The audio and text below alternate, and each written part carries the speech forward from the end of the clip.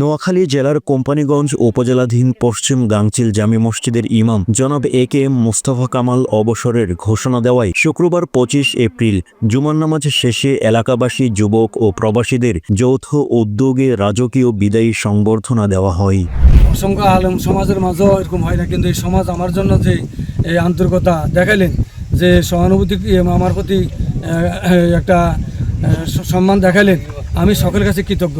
সকলের কাছে আমি সহবাসী সহ যারা এলাকার যুবক সমাজ সবার কাছে আমি কৃতজ্ঞ, এবং সবাইকে আমি আমার ছাত্র আছে সবার প্রতি আমি কৃতজ্ঞতা প্রকাশ করি। সবাইকে অনেক অনেক সকলের সর্বস্তরের জনগণ সহ সবাইকে ধন্যবাদ জানাই এবং কৃতজ্ঞতা প্রকাশ করছি।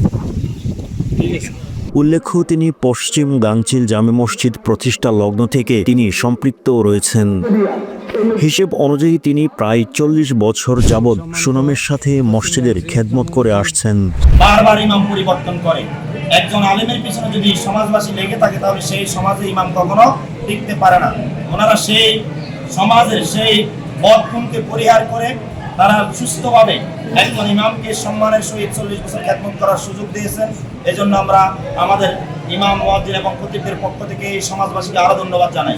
তিনি এছাড়াও কোম্পানীগঞ্জ, গাংচিল ও সুবর্ণচর উপজেলার চরুয়াপদা ইউনিয়নের চর বৈশাখী গ্রামে বহু শিক্ষা প্রতিষ্ঠানের প্রতিষ্ঠাতা, সদ্য অবসরপ্রাপ্ত শিক্ষক ছিলেন।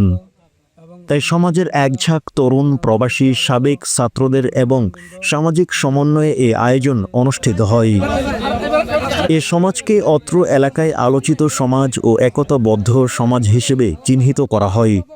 সর্বক্ষেত্রে এ সমাজ সংবদ্ধ হওয়ায় বহু নজির রয়েছে। আজকের এই বিদায়ী সংবর্ধনার মাধ্যম দিয়ে একটি নজির স্থাপন করে তারা।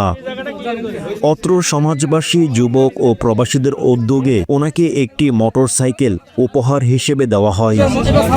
এলাকাবাসী বলেন, তিনি অক্লান্ত পরিশ্রমের মাধ্যমে কয়েকটি মসজিদ ও শিক্ষা প্রতিষ্ঠান যে হিসেবে গড়েছেন তার তুলনায় ওনাকে সম্মান ও মূল্যায়ন করতে পারিনি। আমরা ওনার প্রতি কৃতজ্ঞ এবং ওনার নেক হায়াত কামনা করি। আজকের এই বিদায় তিনি স্বেচ্ছায় নিয়েছেন, কারণ উনি হজ করার জন্য যাবেন।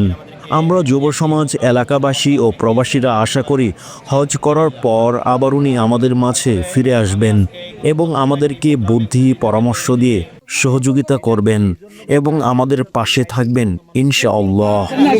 মোহাম্মদ আব্দুল আজিজ, নোয়াখালী।